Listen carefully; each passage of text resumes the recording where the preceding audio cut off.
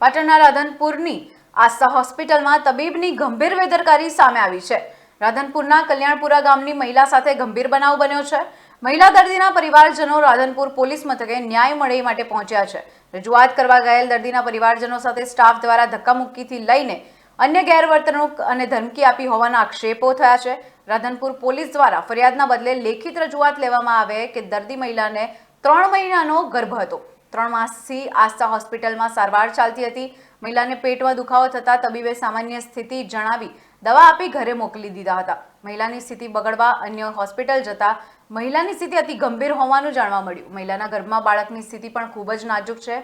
ત્યારે મહિલાના ગર્ભમાં બાળક મૃત પામેલ હતું। તબીબ દ્વારા મહિલાને બચાવી લેવાઈ હતી। જોકે આસ્થા હોસ્પિટલના તબીબની બેદરકારીથી બાળકનું મોત થયું હોવાનું પરિવારજનોનો આક્ષેપ છે। આસ્થા હોસ્પિટલના ડોક્ટર દેવજી પટેલ સામે કડક કાર્યવાહી કરી દર્દીના પરિજનોએ માંગ કરી છે।